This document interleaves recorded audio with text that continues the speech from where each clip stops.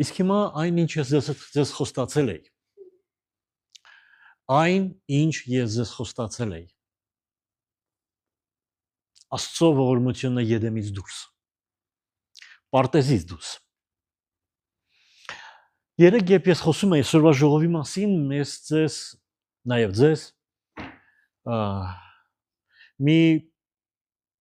միտք հղեցի։ Թող այսօր ժողովին գան նրանք, ովքեր պատրաստ են, ունեն ցանկություն եւ ունեն կարողություն իրենց կյանքում ինչ-որ բան փոխելու։ Ցանկություն եւ կարողություն։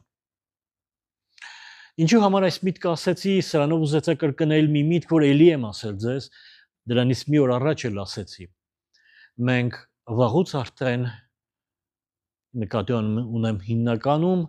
ես չեմ այս միտքը անձնավորում, գուցե մեկը ասի չէ, ես այդպես չեմ, եթե այդպես է, ուրեմն օրհնված ես դու։ Մենք հիմնականում պատգամը լսում ենք լսելու համար։ Լսում ենք եկեղեցական մեր ծիսակարգի որպես մի մաս, որովհետև այդպես ընդունված է, որ պետք է ինչ-որ մեկը խոսի, դա ինչ-որ մեկն էլ այստեղից այնտեղից չպիտի խոսի հիմնականում իրենց տան անցուդարձերից, իր ապրումներից, իր հետ Ամերիկայում կատարված ինչ-որ իրադարձություններից եւ նաեւ ինչ-որ բան պետք է խոսի ավետարանից։ Դա այդպես ընդունված է, մենք պետք է լսենք ու գնանք տուն։ Ոչ, դա սխալ մոտեցում է։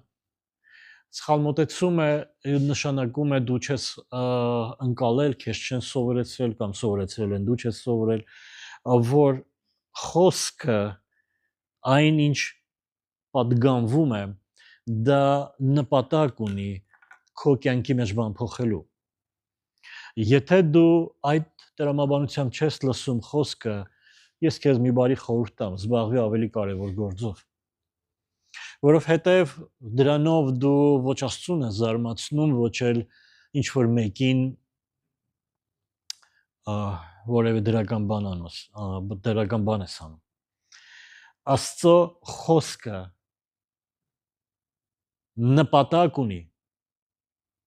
փոխել մարդուն։ Եդեմից դուրս մարդուն։ Մենք դրա կարիքն ունենք։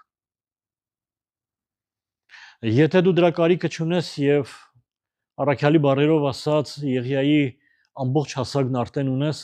իմ պատգամը լսելու կարիք չունես։ Իսկ եթե դեռ ոչ, ուրեմն լսի Աստծո ողորմությունը Եդեմից դուրս։ Ես մի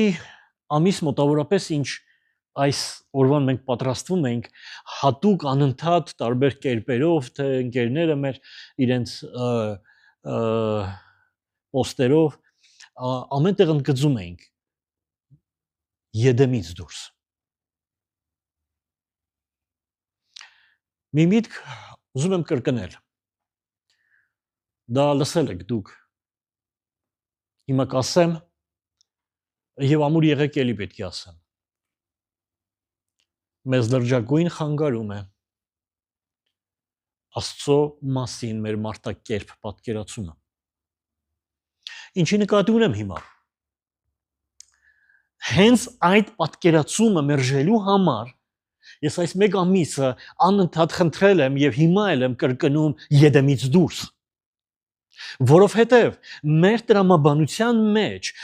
այն որ Աստծո ողորմությունը Եդեմում կար, դա շատ տրամաբանական է։ Ինչու՞, որովհետև Ադամը եւ Եվան մարդը ընդհանրապես այնտեղ շատ հնազանդ էր եւ Աստծո եւ մարդու փոխհարաբերություններում ամեն բան նորմալ էր, բնականաբար Աստված նաեւ քաղցր աչքով պիտի նայեր այդ իր ստեղծած արարածներին,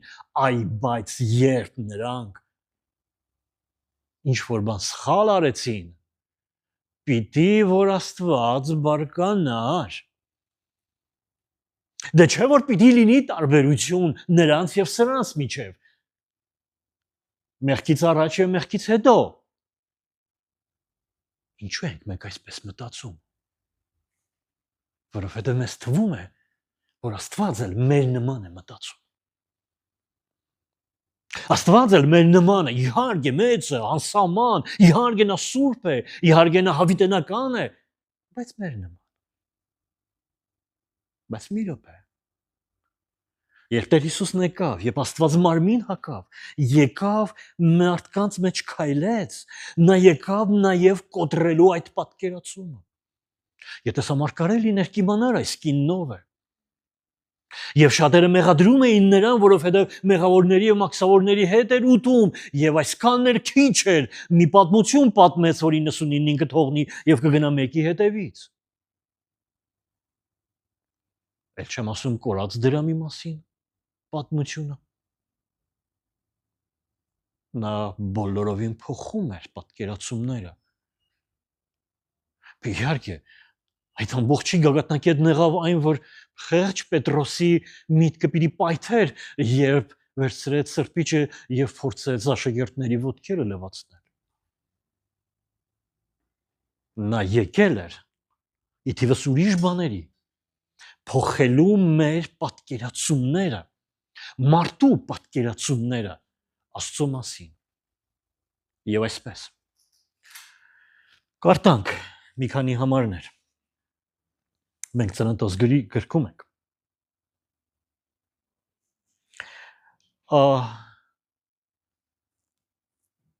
Բոստությունը տեղի էր ունեցել։ Հարցերին պատասխանվել էր։ Ադամը ինչ որ բան ասեց, Եվան ինչ որ բան ասեց, փորձելով արտարանալ։ Եվ ահա հիմա Աստծո խոսքի ժամանակն է։ Տեր Աստված ասեց օձին. քանի որ դու արեցիր այդ, անիցիալ լինես բոլոր անասունների եւ դաշտի բոլոր կենտանիների մեջ, փորիդ վրա գնաս եւ հող ուտես կյանքիդ բոլոր օրերին, ես թշնամություն եմ դնում քո եւ կնոջ միջև, քո սերնդի եւ նրա սերնդի միջև։ Նա քո գլուխը կջախջախի, իսկ դու կխայտես նրա գարշապարը։ Կնոջն ասաց սաստիկ պիտի շատացնեմ քո հղիության ցավերը եւ ցավով զավակ ծնես ցանկություն ունենաս դեպի քո ամուսինը եւ նա իշխի քեզ վրա։ Ադամին էլ ասեց. քանի որ դու լսեցիր քո կնոջ խոսքին եւ կերար այն ծառից, որի համար պատվիրեցի քեզ ասելով դրանից չուտես, անիցիալ լինի երկիրը քո պատճառով նեղությամբ ուտես դրանից քո կյանքի բոլոր օրերին։ Նա փուշ ու տատաս կաճեցնի քեզ համար եւ դու դաշտի խոտը ուտես։ Երեսիդ քրտինքով ուտես հացդ, մինչև որ ետ դառնաս դեպի հողը, որովհետեւ նրանից առնվեցիր, որովհետեւ հող ես դու եւ դեպի հողը կդառնաս։ Ադամն իր կնոջ անունը Եվա դրեց, որովհետեւ նա եղավ բոլոր ապրող մարդկանց մայրը։ Եվ Տեր Աստված Ադամի եւ նրա կնոջ համար կաշվից հանդերձներ պատրաստեց եւ հագցրեց նրանց։ Տեր Աստված ասեց. ահա Ադամը դարձավ իբրև մեկը մեզանից, բարին ու չարը իմացող։ Այժմ միգուցե իր ձեռքը մեկնի կենքից առից ու առնի եւ ուտի ու հավիտյան ապրի։ Ուստի Տեր Աստված դուրս արեց նրանց Եդեմի պարտեզից, որպեսզի մշակի հողը, որտեղից առնվել էր, եւ արտաքսեց Ադամին եւ Եվային պարտեզի դիմաց դրեց քերոբեին եւ ամեն կողմ դարձող բոցեղեն սուրը կյանքի ծառի ճանապարհը հսկելու համար։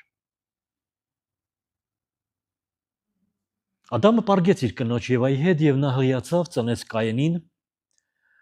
ապա ասեց մարդ ստացա Տիրոջով։ Նա դարձյալ ծնեց նրա եղբայր Աբելին։ Աբելը ոչխարների հովիվ էր, իսկ Կայենը հողագործ։ Օրեր անցնելուց հետո Կայենը երկրի մրգերից ընծատ մատուցեց Տիրոջը։ Աբելն էլ մատուցեց իր ոչխարների առաջնագից եւ դրանց պարարտներից։ Տերը նայեց Աբելին եւ նրա ընծային, բայց Կայենին եւ նրա ընծային չնայեց։ Կայենը շատ բարկացավ եւ երեսը կախեց։ Տերը Կայենին ասեց. ինչու ես բարկացել եւ ինչու ես երեսդ կախել, չէ որ եթե բարին անես, երեսդ կբարձրանա, բայց եթե բարին չանես, մեղքը դրանդ մոտ պարկած է եւ նա քեզ է ցանկանում, բայց դու իշխիր նրա վրա։ Կայենը խոսեց իր եղբայր Աբելի հետ եւ երբ նրանք դաշտում էին, Կայենը հարձակվեց իր եղբոր Աբելի վրա եւ սպանեց նրան։ Տերը ասեց Կայենին. ուր է քո եղբայր Աբելը։ Նա պատասխանեց. չգիտեմ, միտը ես եղբորս պահաբանն եմ, Տերն ասեց. «Ինչ ես արել քո եղբայր արյան ձայնը, երբ գրից բողոքում է ինձ։ Եվ հիմա դու անիծյալ լինես այն երկրից, որ իր բերանը բաց արեց եղբորդ արյունը քո ձեռքից ընդունելու համար։ Երբ մշակես հողը, նա այլևս իր արդյունքը չի տա քեզ, երկրի վրա աստանդական ու թափառական կլինես»։ Կային ասաց Տիրոջը. «Իմ պատիժն ավելին է, քան կարելի է տանել, ահա այսօր ինձ արտաքսեցիր երկրից, եւ ես քո երեսի ծածկված կլինեմ, եւ երկրի վրա աստանդական ու թափառական կլինեմ, եւ ով ինձ գտնի կսպանի ինձ»։ Տերն ասեց նրան. «Ուրեմն ով որ սպանի Կայենին 7 նապատիկ վրեժ կառնվի նրանից, եւ Տերը մի նշան դրեց Կայենի վրա, որբիզի ով որ նրան գտնի չսպանի նրան»։ Այս մեծ հատվածը կարդացի ձեզ համար ուղակի, որբիսի հիշեցնեմ ձեզ այն իրադարձությունները, որը հետևեցին անմիջապես ապստամբությունից հետո։ 3 անձնավորություններ, որ մասնակցեցին այս իրադարձությանը. Օձը, Ադամը, Եվան։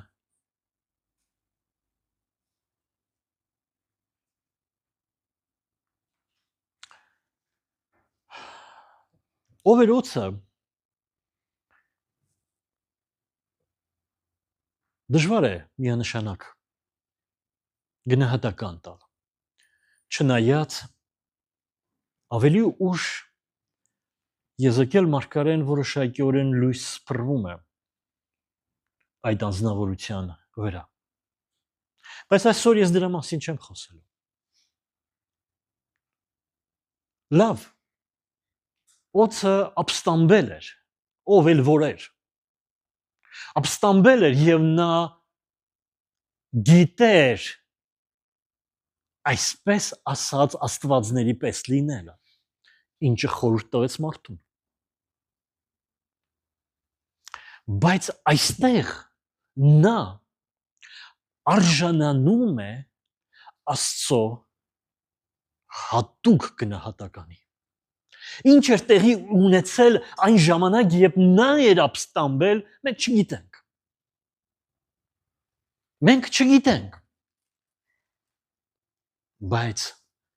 եկեք մնանք Սուրբ Գրքի մեջ։ Աստվածաշնչի ծննդոց գրքի առաջի մի քանի գլուխները, 3-4 գլուխները, 3 գլուխները իրենց մեջ պարունակում են անսահման իմաստություն, որը պիտի բացահայտենք։ Երբ ես երեք ասում էի ձեզ, որ գան այսօր միայն նրանք, ովքեր ինչ-որ բան ուզում են փոխել իրենց կյանքում, ի նկատի ունեի այն, որ ես այսօր խոսում եմ բացարձակապես գործնական բաների մասին։ Ես այսօր չեմ քարոզում եւ այսօր չեմ ակադեմիական ուսուցում փոխանցում, որ մի բան չգիտեիք, դա իմանաք։ Ես այսօր խոսում եմ անձամբ քո հետ եւ անձամբ քո կյանքի մասին։ Ես այսօր խոսում եմ գործնական բաներ, որբիսի դու վաղը, եթե իհարկե վերցնես, դա անես։ Շտապես ամենակարևոր բաները դեռ առջևում են։ Օձը Ադամի Եվայի մարդու համար, մարդու կյանքում մի բան արեց, որը մենք մարդիկս կանվանեինք աններելի մի բան արեց։ Իրականում հենց այդպես էլ եղավ։ Անիծված լինես այն բանի համար, ինչ դու արեցիր։ Ես ենթադրում եմ, որ օձը, ով էլ որ էր, մինչև այդ բառերը չէր լսել Տիրոջից։ Հակառակ դեպքում Տերը 2 անգամ նույն բանը չէր ասի։ Ավելի ուշ Տերը կասեր. վայ նրան, ով կգայթակղեցնի։ Լավ, դու սխալվել ես։ Դու սխալ ճանապարհով ես գնում, լավ, գնում ես։ Ընթացքդ որքան սխալ է, դա քո եւ քո տիրոջ գործն է։ Բայց երբ քո սխալը դարձնում ես արդեն վարակիչ, սա արդեն վայրի ցանկից է։ Ինչ էր արել օծը, ով էլ որ էր, կրկնում եմ, իր համար էր, բայց հիմա նա դարձել էր գայթակղություն ուրիշի համար։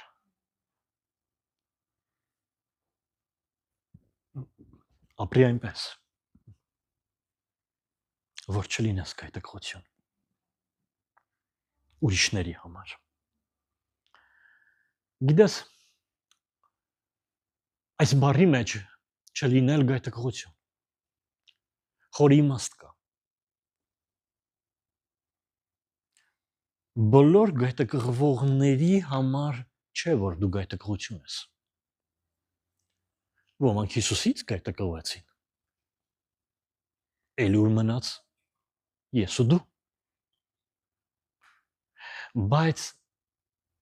ես ուրիշ բան եմ ասում։ Թող քո կյանքը գայթակղություն չլինի ուրիշների համար։ Դու դրա համար պատասխանատվություն կկրես։ Շատերը չեն կարողանում հասկանալ։ Մի սպանի պատվիրանը տվող Աստված ինչու է ասում սպանեք, ոչնչացրեք, չխնայի, ոչ ծերը, ոչ մանուկը, անգամ անասունները չխնայեք։ Հիշում եք։ Այս հատվածները շատերի համար է անհասկանալի։ Բայց իրապես երբ կա սկզբունք, որը քահանայապետերը ասեցին, լավ է մեկը, թե ամբողջ ազգը կործանվի։ Հիշում եք։ Դե ինձ հետ ուրիշ տարբերակ չունեք։ Ես դա խոստված ասել եմ, ձեզ զգուշացրել եմ։ Ինձ հետ ուրիշ տարբերակ չունեք։ Դուք Սուրբ Գիրքը լավ պետք է իմանաք։ Որովհետև ես մտածված որպես կանոն բոլոր համարները կիսատ եմ ասում։ Դու պարտավոր ես պատմությունները իմանալ։ Դու պարտավոր ես։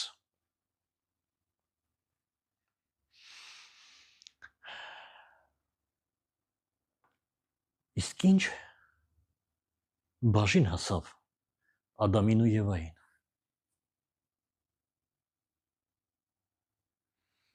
Կնոջ համար պրոբլեմ դարձավ վտանգավոր որդեցնությունը։ Տղամարդու համար վաստակը։ Այլևս երկիրը քո կողմից չի լինելու։ Այլևս երկիրը որոմ է բուսեցնելու քեզ։ Դու պետք է քրտինք թափես։ Այլևս բնությունը բացասական կլինի, դու պետք է ջանք անես, որ այն դրական դառնա։ Կարդում եք այս պատմությունները եւ մտածում ենք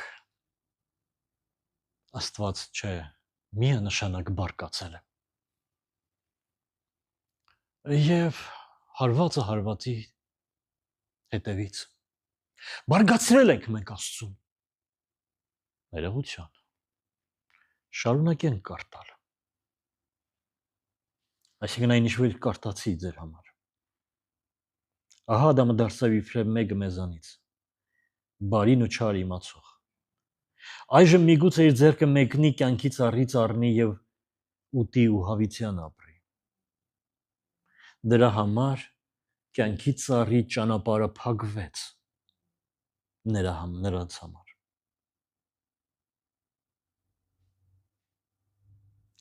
Իսկ եթե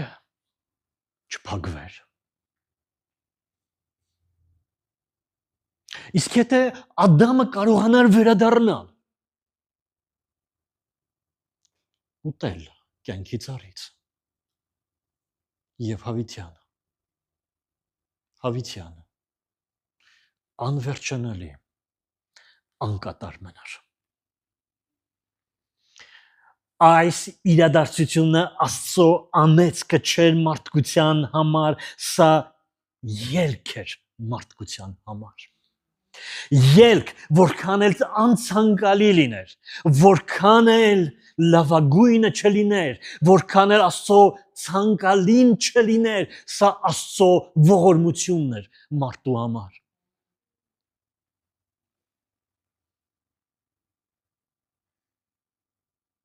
Անապատով ճանապարհը հրեա ժողովրդի համար Եգիպտոսից դուրս եկող։ Նեղ քարքարոտ ճանապարհը քրիստոնյայի համար։ Ոչ թե Աստծո պատիժն է, այլ Աստծո ողորմությունն է, որ կարողանանք փոխվել, որովհետև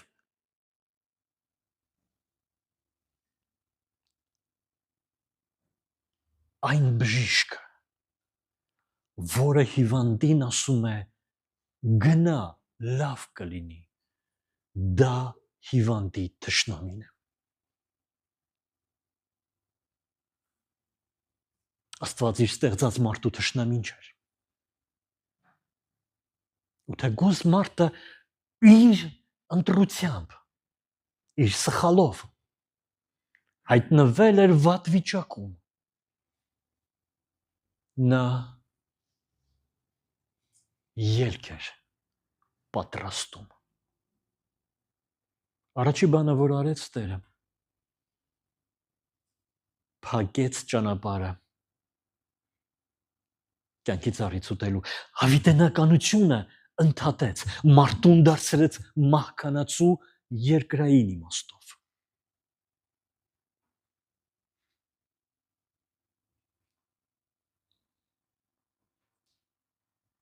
Մի հանճարեղ ստեղծագործություն կա,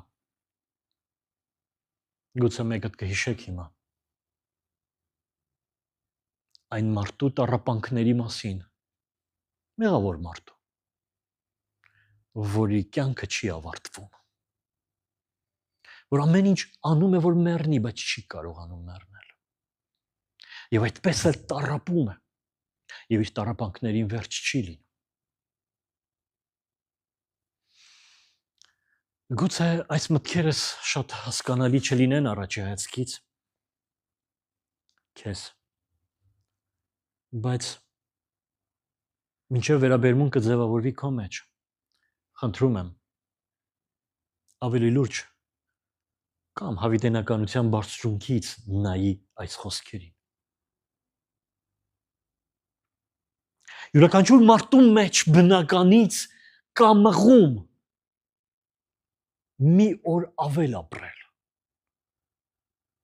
Երբ մարդը հիվանդ է եւ մահվան մահիճում է, ձգտում է ավել ապրել։ Հարազատները փորձում են ամեն ինչ անել, դեղորայքներ, վիրահատություններ, ինչ հնարավոր է անել, որ թեկուզ իմանալով, որ ընդամենը մի ամիս կամ 2 ամիս են ավելացնում կյանքը, բայց միևնույն է, ասում են կյանքը քաղցր է։ Բայց այդ ամենի իմաստը այն է, որ եւս 1 ամիս ավել ունենա մարդը փոխվելու համար։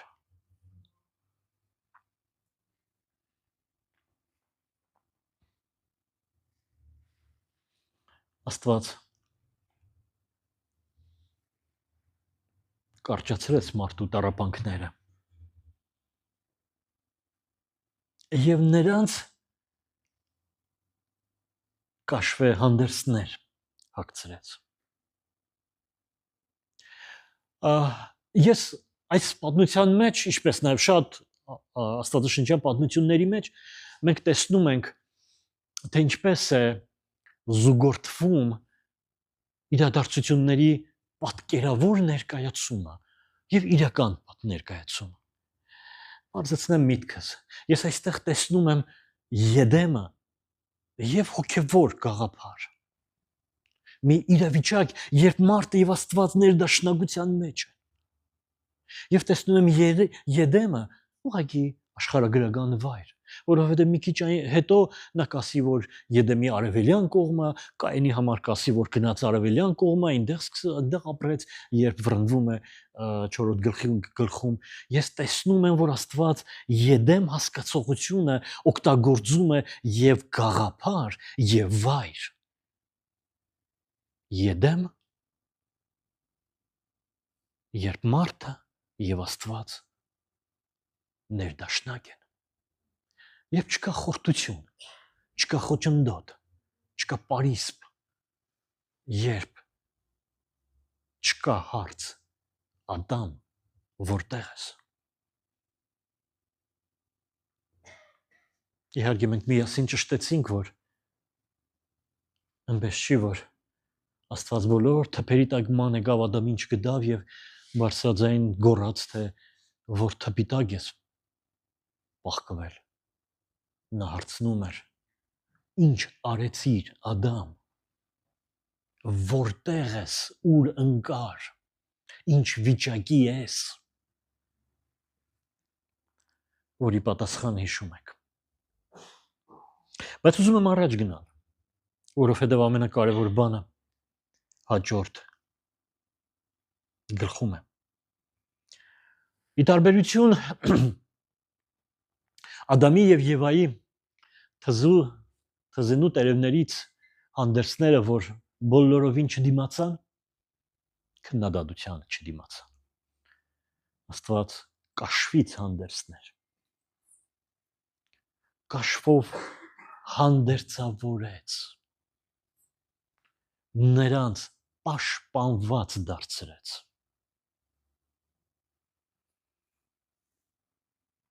Ես ուզում եմ առաջ գնալ, որովհետև Աստծո ողորմությունը մարդկության կյանքում հատկապես սկսվեց Ադամի եւ Եվայի սերունդի կյանքից։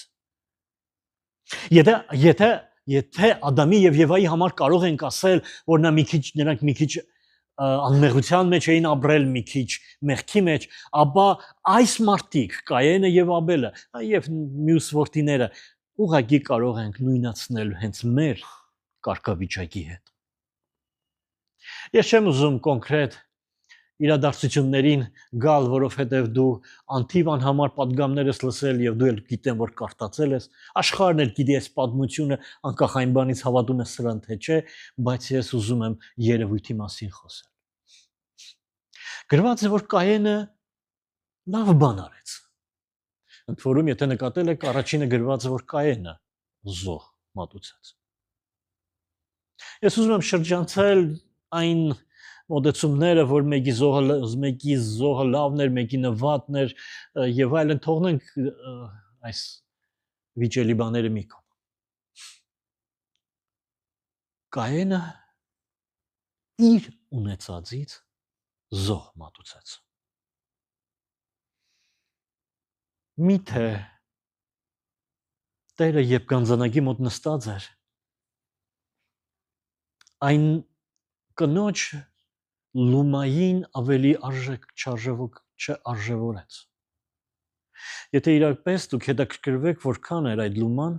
իրապես շատ փոքր թիվ էր այն օրը, այն ժամանակվա համար։ Բայց նրա քայլը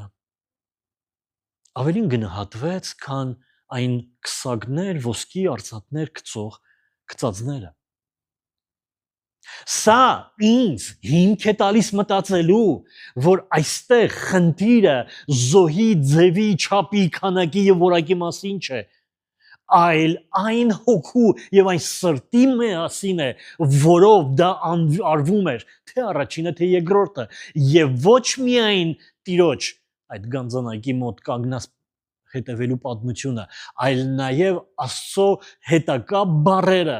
որ ես կանվանեմ Աստվածաշնչի առանցքային մտքերից մեկը, ինձ հուշում է, որ այս երկու մարդիկ զոհի չափի քանակի որակի խնդիր չունեին, այլ հոգու խնդիր ունեին, կամ սրտի խնդիր ունեին, լավ էսպես ասեմ։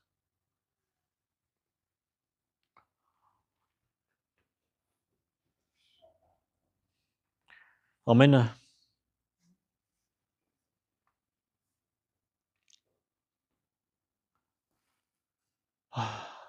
Կայենը, առաջնեկը, նույն հորից, նույն մորից, նույն տանը մեծացած, տարբերվում էր Աբելից։ Նա ոչ թե նայեց իրեն, այլ նայեց եղբորը։ Երբ դու նայում ես եղբորդ, նույնն է թե քրոջդ, մի օր դու իրան սպանելու ես։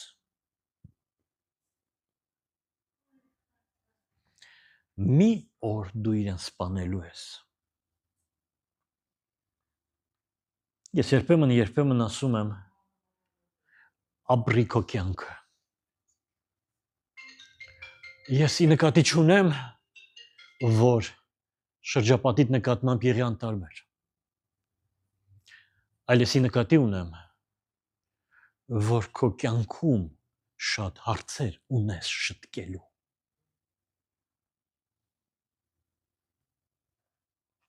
Բայց Կայենը ինչ-որ շատ հետաքրքրված էր եղբոր կյանքով։ Նա ոչ թե հետաքրքրված էր, թե ինչու իր զոհը չընդունվեց, այլ հետաքրքրված էր, թե ինչու եղբոր զոհը ընդունվեց։ Ինչու, որտեղից գիտեմ, կարտամ։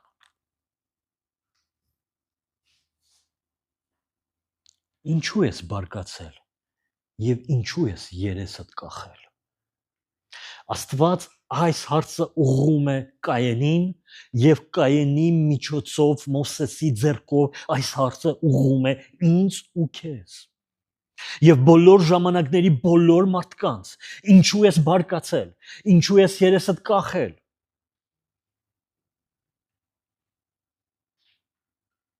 Չէ՞ որ եթե բարին անես, երեսդ կբարձրանա։ Բայց եթե չար անես, բայց եթե բարին չանես, ներողություն, մեղքը դրանդ մոտ պարկած է։ Խնդրեմ չմոռանաք։ Սա Ծննդոց գիրքն է, Աստվածաշնչի առաջին գիրք։ Իսկ ինչի նկատի ունի Մովսեսը բարի անել։ Ինչ նկատի ունի Աստվածաշունչը, եթե բարին անես։ Նորից եկեք Աստվածաշնչի շրջանակներից դուրս չգանք։ Երբ Աստված արարում էր, ամեն օր գրված է, նա տեսավ, որ բարի է։ Աստվածային բոլոր գործերը բարի են եւ Սուրբ գրքի տեսակետից բարի է միայն Աստվածային բոլոր գործերը։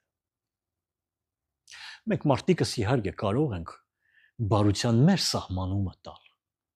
բայց եթե ուզում ենք հասկանալ Սուրբ գիրքն ինչ է ասում, Աստվածաշունչը բարին անվանում է աստվածային գործերը։ Եթե Աստծո գործերը անես կամ Աստծո սկզբունքով անես այն գործերը, որ դու անում ես, երեսդ կբարձրանա։ Այսինքն տխրելու, բարկանալու առիթ չես ունենա։ Ապրի աստվածային պատվերներին համաձայն։ Եվ դու չես բարկանա։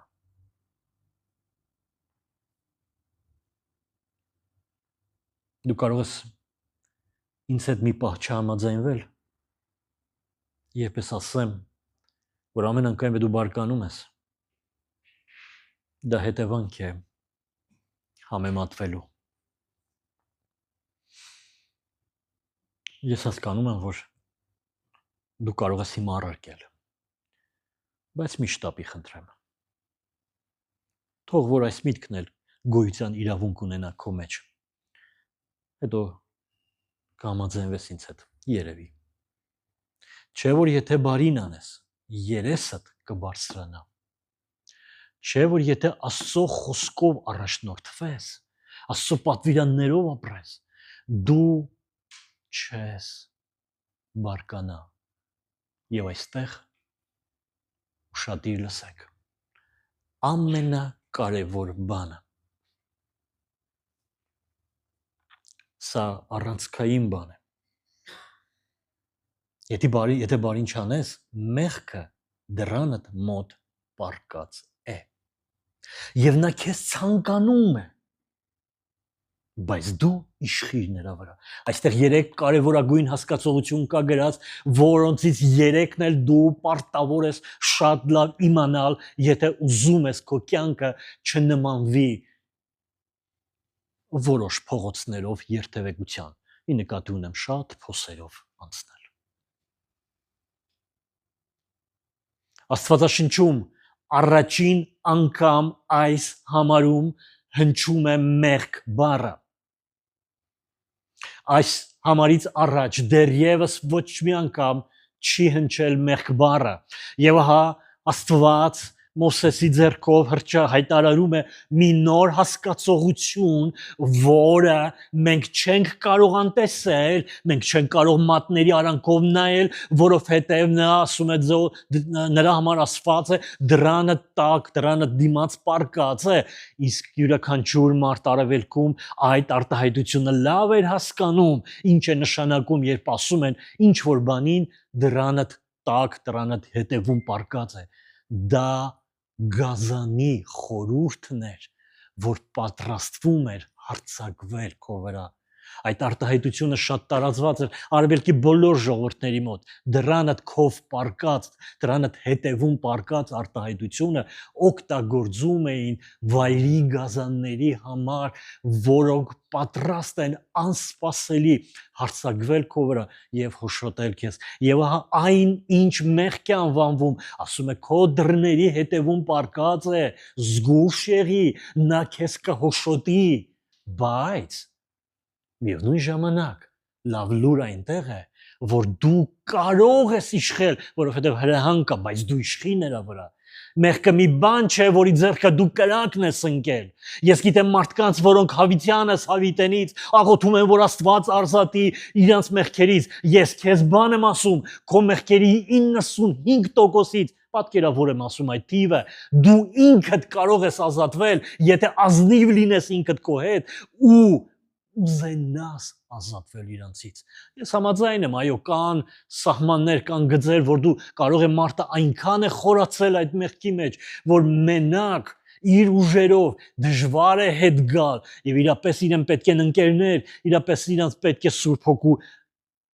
ուղղակի ներգործությունը, որ ազատագրվի այդ ամենից։ Բայց արդյոք մեր թանկագին առաքյալի նման կասեր այրուն թափելու աստիճան կռիվ տվեցիր, այսինքն ջանք արեցիր, այսինքն կռվեցիր, որպեսզի ինքդ ազատվեիր, ինքդ իշխեիր։ Եվ ահա այս վայրի գազանը, որը դրանդ քով պարկած է, ինքը այնտեղի չի գնալու եւ մի երազի, ինքը միշտ այնտեղ պարկած է լինելու, եթե դու չիշխես նրան։ Այն ինչ Աստված ասում է մարդուն, լսեք ուշադիր, այն ինչ ես ուզում եի ասել, Աստծո գերագույն ողորմությունը մարդուն, այն էր, որ այս մտքերը Աստված մարդուն ասեց, մարդուն չթողեց անգիտության մեջ, բացեց մարդու աչքերը, սովորեցրեց ինչպես վարվել։ Իհարկե մենք հակված ենք ողորմությանը եւ Աստվածային ողորմությանը դիտարկել որպես հին բառեր օգտագործեմ անաշխատ եկամուտ։ Երբ մենք քայլում ենք, ինչ որ բան թափվում է մեր գլխին, երբ որ քրտինք չենք թափում, բայց ստանում ենք, երբ որ չենք վաստակում, բայց ուտում ենք, մենք հակված ենք այդպես պատկերացնել, այդպես էլ է լինում, բան չունեմ ասելու։ Բայց եկեք ավելի լայն նայենք։ Եկեք Աստվածային հայտնությանը ավելի մեծ աչքայած տեսանկյունով նայենք։ Աստծո ողորմություններ, որ շատ սերունդներ չգիտեին սա, բայց մենք գիտենք սա։ Մնացածն արդեն մեր պատասխանատվության դաշտում է։ Կանենք, թե չենք անի։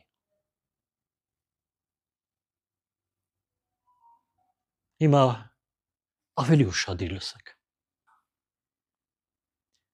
Ես ասացի, որ այս համարի մեջ Աստվածաշնչում առաջին անգամ հնչում է մեղք բառը։ Իսկ ինչ հասկացողություն էր դա։ Այսինքն, ինչ էր նշանակում։ Այո, դե մենք ունենք 20-րդ, 21-րդ դարի մեր պատկերացումը, որ ավելի շատ երբեմն քրիստոնեական պատկերացումների վրա է հիմնված, երբեմն մեր աշխարհիկ դաստիարակությունների վրա է հիմնված։ Իսկ ինչ է ի նկատի ուներ Աստված մեղք բառով։ Բնագրի բառը ձեզ այնքան էլ բան չի, ասի դա խատատ բառն է, բայց հետաքրքիր է թարգմանությունը, իմաստը։ Մեղք բառը այս համարում, ինչպես նաև հունարեն տարբերակում, նշանակում էր թարգմանաբար թիրախից վրիպել։ Երբ Նեդացիկը կրակում էր թիրախին ու վրիպում էր, օգտագործված է նույն բառը, ինչ այստեղ է գրված։ Վրիպել, նշանակետին չխփել, ճիշտ ճանապարհով չքայլել, սա արդեն ես եմ ավելացնում։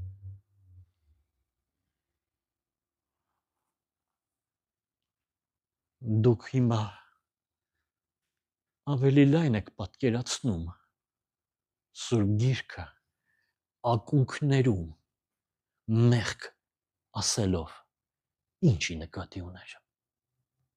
Գիտեք, այն որ 10 պատվիրաններում մի գողացիր, մի շինացիր եւ այլն, դրանք մեղքերի վրայի կեղևն է, այն երևացող մասը, որը դու կարող ես տեսնել քո եւ ուրիշի կյանքում, որը կարող է դառնալ վարք, քայլ, գործողություն, բայց այստեղ այս համարում Աստված մեզ խորքն է տանում ամեն անգամ եւ ամեն պահի, երբ դու շեղվում ես աստվածային նշանակետից, դու հայտնվում ես այն ուշադիր դրան քով պարկած զորության իշխանության տակ։ Միթե Պետրոսի եւ Հիսուսի խոսակցության ժամանակ Տերը հենց նույն միտքը չասեց, նրան անվանելով հեռու գնա սատանա, դու մարդկայնորեն ես մտածում եւ ոչ թե աստվածային կերպով, դու մարդկանց նման ես մտածում եւ ոչ թե Աստծո նման, դու մարդկային տրամաբանությամբ ես առաջնորդվում եւ ոչ թե աստվածային ծրագրով, սիրելի Պետրոս, դու վրիպեցիր հիմա, դու մեղք գործեցիր հիմա։ Ամեն անգամ, երբ մենք վրիպում ենք, մերժում ենք աստվածային կամքը, ծրագիրը, նպատակը, մենք հայտնվում ենք այն դրանը հետևում պարկած ուշադրություն զորության տակ։ Բայց ամեն բան կորած չէ, որովհետև Տերը ասեց իշխի դրա վրա, դուր բացել ես, դրան հետևում տեսել ես այն, ինչ պատրաստվում է քեզ հոշոտել, դու իշխի նրա վրա, դու սանձիր նա, Դու հանգարց մի օր բացում ես քո կոմպյուտերը, քո հեռախոսը, ինչ որ մի լուրեր կարդալու, ինչ որ մի բան տեսնելու եւ հանկարծ քո մոնիտորի էկրանի մի անկյունից քո երեսի վրա թռնում է մի անպարկեշտ նկար ասենք։ Դու խառնված ուզում ես էջը փոխես, չգիտեմ, անջատես, լարա պատից անջատես։ Հանգիստ, դու դեռ մեղքի մեջ չես։ Բայց դու գիտակցաբար թե ոչ դուրը բացեցիր։ Նայի հետևում գազան կա։ Հետո մետրոյով գնում ես կամ ավտոբուսով, տեսնում ես։ Նայում ես քո կանգարին, որ իշնես հանգարց հայացքիդ դաշտում հայտնվում է մի անպարկեշտ թաքնված մի կին։ Դու քո ճանապարհն ես գնում։ Դու ընդամենը նկատեցիր, որ նա շատ անպարկեշտ է հագնված։ Դուրը մի քիչ ավել բացվեց։ Բայց դու դեռ մեղքի մեջ չես։ Իշխի նրա վրա։ Որովհետև հաջորդ անգամ նույն տեղով անցնելուց քո աչքերը կարող են փնտրել այդ անպարկեշտ հագնվածին, այարտեն դու մեղքի մեջ ես։ Եվ նա է իշխել քեզ։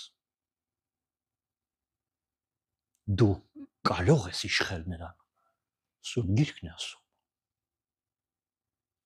Բայց եթե չստացվի քո մոտ, իմացի, մենք մխիթարիչ ունենք, մենք օգնական ունենք, որը կզորացնի մեզ, որը կուժովացնի մեզ, բայց դա տեղի կունենա միայն այն բանից հետո, երբ դու քայլանես, երբ դու փորձես իշխել մեղքի վրա։ Եվ այստեղ ես հասկանում եմ, որ տեսնում եմ ձեր աչքերի մեջ կարդում եմ, սպասում եք, որ վերջացնեմ, գուցե եւ ձայնագրությունը անջատեն, որ դու ամենակո բաղձալի հարցը տաս ինձ։ Ովիվ այդ ամենը շատ լավ է,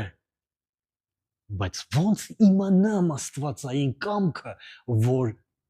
նպատակավրեպ չլինեմ։ Հակառակ դեպքում ճիշտ ճանապարհով երթևեկելու համար ամենակիչը գոնե այդ ճանապարհը պետք է իմանալ։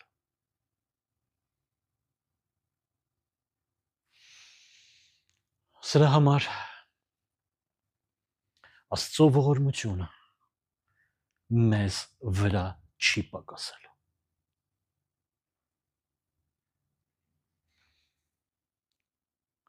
Նա մեզ տվել է իր խոսքը, Աստվածաշունչը, որին մենք մատների արանքով ենք նայել, խնդրում եմ չքարկոծեք ինձ, որովհետև Աստծո խոսքը լրջորեն ուսումնասիրելու մշակույթ չունենք։ Մենք կարդում ենք գլուխներ, գիտենք պատմություններ այստեղից այնտեղից, ավետարանական պատմություններ, ոմանք սիրում են Դանիելի կերպարը, շատ կարդում են այդ մարգարեությունները, ոմանք կարդում են Դավիթի կերպարը, հատկապես երիտասարդ մայրերը, որոնք ունեն տղաներ, սիրում են կարդալ այս երկու հերոսներին, ոմանք առաքյալի թղթերն են կարդում, այս բոլորը հրաշալի է։ Բայց երբ սկսես Սուրբ Գիրքը ուսումնասիրել ամբողջ խորությամբ, քանի որ այն մեկ ամբողջություն է, մի մարմին է, ծննդոց գրքից մինչև հայտնություն, դու չես կարող որևէ մեկի ձեռքին նայել ու ասել ինչ գեղեցիկ մարդ է, ոչ մեկի աչքին առանձին գեղեցիկ լինել չի կարող, մարդը գեղեցիկ է իր համաչափության եւ իր ամբողջության մեջ։ Աստված մեզ ողորմություն արել, իր խոսքն է տվել եւ իր խոսքի մեջ է աստվածային ամբողջ զորությունը։ նա մեզ հետ խոսեց իր որդի Հիսուս Քրիստոսի էության միջոցով։ Եվ որպես օրինակ մարդիկ տեսան, շոշափեցին, ապրեցին նրա հետ, գրեցին, որ մենք էլ հազարամյակներ հետո պակաս չմնանք։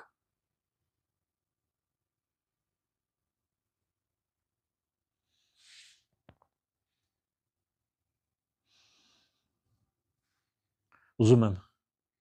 մի ավելորդ անգամ նորից երկունախդաշինով ընդամենը ձեզ հիշեցնեմ մեր հանճարի մանկական այն ստեղծագործության հերոսին։ Չարի վերջը